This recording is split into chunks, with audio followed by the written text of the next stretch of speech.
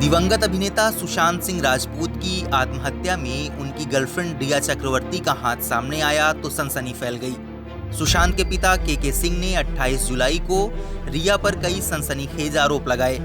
उन्होंने कहा कि रिया ने ही सुशांत को दवाओं का ओवरडोज दिया और उसके खाते से 15 करोड़ रुपए गायब करने में उसका हाथ है। सुशांत के पिता ने रिया और उसके परिवार के खिलाफ पटना में एफआईआर दर्ज करवाई है। रिया, इंद्रजीत, संध्या और शोभित चक्रवर्ती के खिलाफ आईपीसी की धारा 406, 420, 341, 323, 342 के तहत मामला दर्ज करने के बाद पटना पुलिस की टीम मुंबई पहुंच गई है ताकि रिया और उसके परिजनों से पूछताछ की जा सके। सुशांत के पिता ने अपनी लाचारी जताते हुए कहा कि वो बीमार रहते हैं और मुकदमा लड़ने के लिए मुंबई नहीं जा सकते, इसलिए पटना में ही मुकदमा दर्ज कराया गया है।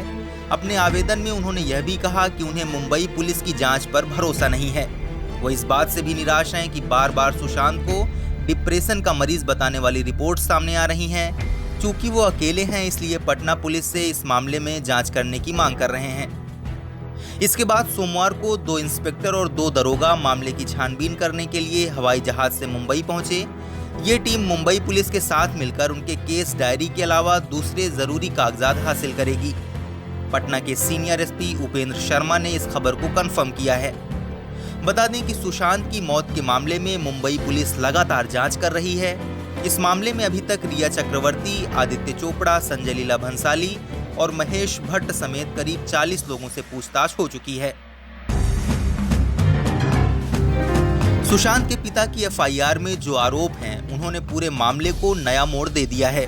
इनमें सबसे गंभीर आरोप यह है कि रिया ने ही सुशांत को दवाओं का ओवरडोज दिया और 15 करोड़ रुपए उसके खाते से गायब करने में उसका हाथ है।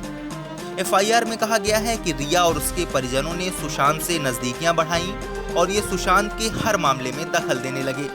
उन्होंने सुशांत के घर को यह कहकर खाली करवा दिया कि उसमें भूत प्रेत रहते हैं। उसे मुंबई एयरपोर्ट के पास एक रिजॉर्ट में ठहरा दिया गया। एफआईआर में कहा गया है कि रिया मेरे बेटे से बार बार कहती थी कि तुम बहकी बहकी बातें करते हो, तुम्हारे दिमाग पर कोई दिक्कत है, अच्छे डॉक्टर से तुम्हारा इलाज करवाते हैं। जब हमें पता चला तो मेरी बेटी सुशांत से मिली और उसे मुंबई से वापस लाने की कोशिश की, लेकिन रिया और उसके परिजनों ने सुशांत पर मुंबई में ही रहने का दबाव बनाया। रिया ने सुशांत को वापस नहीं आने दिया और मेरी बेटी वापस लौट आई। के सिंह ने एफआईआर में कहा कि रिया मेरे बेटे को इलाज के बहाने अपने घर ले गई और दवाइयों का ओवरडोज दिया। रिया ने कहा कि सुशांत को डेंगू हो गया है, लेकिन सुशांत को कभी डेंगू हुआ ही नहीं था। इसी दौरान रिया और उसके परिवार ने सुशांत की सभी चीजों पर कब्जा कर लिया और सुशांत भी हम लोगों से कट सा गया। सुशांत के पिता ने यह भी कहा कि जब सुशांत को फिल्मों के प्रस्ताव आते थे तो रिया शर्त रखती थी कि अगर उसे हीरोइन बनाया गया तो ही वह फिल्म करेगा। उसने सुशांत के सभी भरोसेमंद कर्मचारियों को बदल दिया और अपने परिचितों को नियुक्त कर दिया।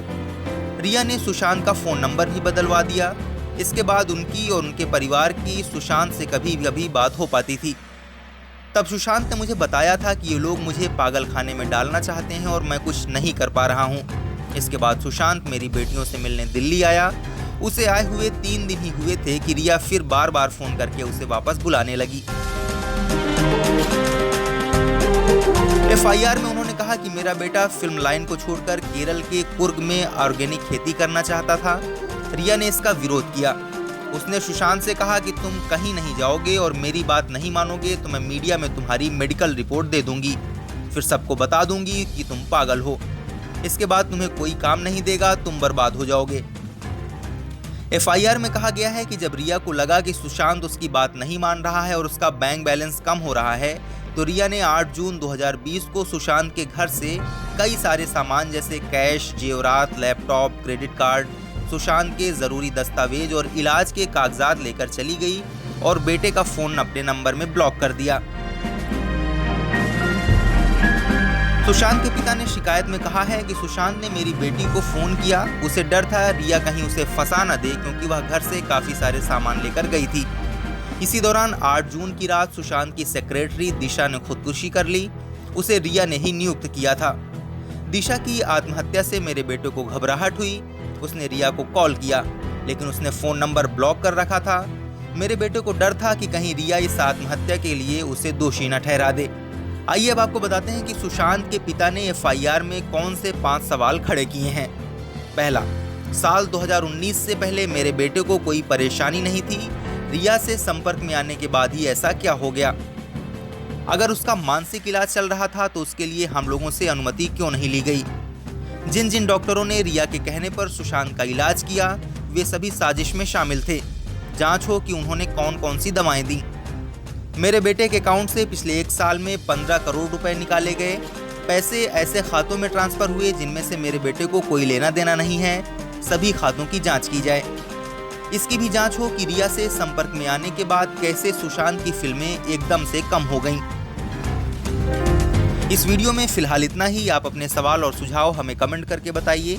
बाकी देश और दुनिया की ताज़ा तरीन खबरों की अपडेट्स के लिए हमारे चैनल लोकमत हिंदी को सब्सक्राइब कर लीजिए। अगर आप ये वीडियो फेसबुक पर देख रहे हैं तो हमारे पेज को लाइक और फॉलो कर लीजिए।